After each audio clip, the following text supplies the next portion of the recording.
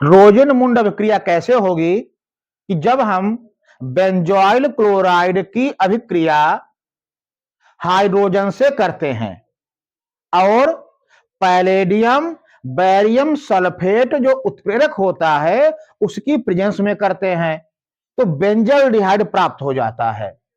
यही अभिक्रिया हमारे कहलाएगी रोजनमुंड अपचयन या रोजनमुंड अभिक्रिया। देखें, हमको लेना है बेंजोइल क्लोराइड, तो क्या करना आपको है, आपको पहले बनाना है बेंजीन रिंग। ठीक है, पहले आप जो है बेंजीन रिंग बना लीजिए।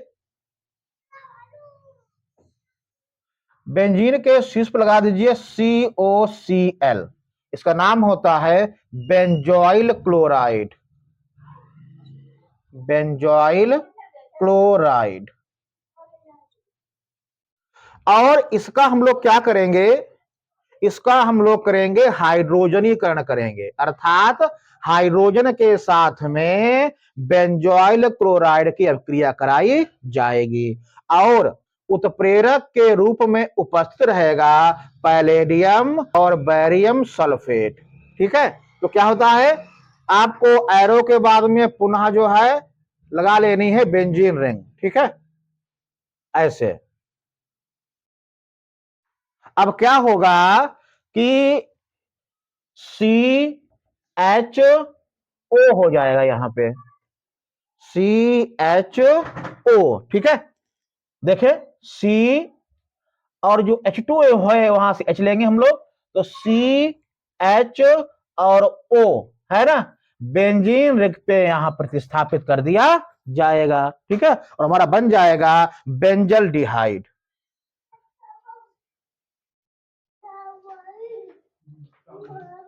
और हमारा बन जाएगा बेंजल डिहाइड। हमारी नई अभिक्रिया है केमिस्ट्री की एथाइन में जलयोजन अभिक्रिया। ये एक नंबर की जो अभिक्रिया परीक्षा में आती है। देखें क्या करेंगे हम लोग, पहले लेंगे एथाइन को, CH ट्रिपल बॉन्ड CH, ये होता है एथाइन, ये होता है एथाइन। ठीक है ना, इसमें हम लोग डाल देंगे जल। ठीक है, एथाइन हम लोग ले लेंगे और एथाइन में डाल देंगे जल, तो हमारा कहलाएगा एथाइन में जल योजन, अर्थात एथाइन में जल के अणु को जोड़ा जा रहा है, एरो। यह अभिक्रिया जो होगी वो H2SO4 और HgSO4 की उपस्थिति में कराई जाएगी। ठीक है ना, बन जाएगा हमारा, देखो CH2 है ये और एक ये जोड़ लो CH3,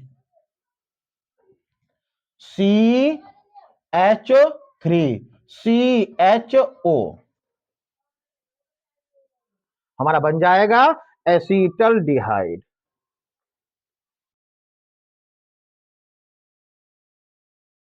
अर्थात एथाइन का जब हम जलयोजन करते हैं तो एसीटल डिहाइड अर्थात एक एल्डिहाइड बन जाता है, उसी को हम लोग कहेंगे एथाइन में जलयोजन। देख लें, आपको बनाना है फिनॉल से पिक्रिक अम्ल। ठीक है, यह जो अभिक्रिया है परीक्षा में 2 नंबर की पूछी जाती है और बहुत ही इंपॉर्टेंट अभिक्रिया है, ये लगभग हर वर्ष आती है। ठीक है, देखें फिनॉल से हमें बनाना है पिक्रिक अम्ल, तो क्या करना आपको है, सबसे पहले लेना है फिनॉल को, आपको लेना है फिनॉल। क्या होता है फिनॉल है C6H5OH, अर्थात बेंजीन रिंग और उसके शीर्ष पे लगा दीजिए OH, तो ये हो जाएगा फिनॉल। ठीक है ना, अब एरो कर दीजिए। यह जो अभिक्रिया है वह कंसंट्रेट HNO3 और कंसंट्रेट H2SO4 की प्रेजेंस में कराई जाती है कि जब हम फिनॉल की अभिक्रिया सांद्र HNO3 और सांद्र सल्फ्यूरिक अम्ल यानी कि नाइट्रिक अम्ल और सल्फ्यूरिक अम्ल की प्रेजेंस में कराते हैं तो बनता हमारा है पिक्रिक अम्ल। देखें कैसे बनेगा। आपको क्या करना है, एरो के बाद में बेंजीन रिंग बनानी है ऐसे, ठीक है। ये तो जो HNO3 है अर्थात जो नाइट्रिक अम्ल है, इसका जो नाइट्रो समूह होगा NO2, इसको आपको लेना है। पहले आप शीर्ष पे लगा दीजिए OH, है ना। और नाइट्रिक अम्ल का जो नाइट्रो समूह है NO2, उसका प्रतिस्थापन हो जाता है 2 पे, 4 पे और 6 पे। NO2 और NO2, ठीक है। तो इस प्रकार से हमारा बन जाता है 2, 4, 6 यानी कि 2, 4, 6 ट्राई नाइट्रोफिनॉल बनकर तैयार हो जाता है। देखें, देखो एक है क्रमांक ये, 2, 3, 4, 5 और 6, ठीक है ना। तो 2 पे है नाइट्रो हमारा, 2, 4 पे है और हमारा 6 पे है। 2, 4, 6 3 है तो ट्राई हो गया है नाइट्रोफिनॉल या पिक्रिक अम्ल या पिक्रिक अम्ल, ठीक है ना। तो इस प्रकार से आपने फिनॉल से बना दिया है पिक्रिक अम्ल, ठीक।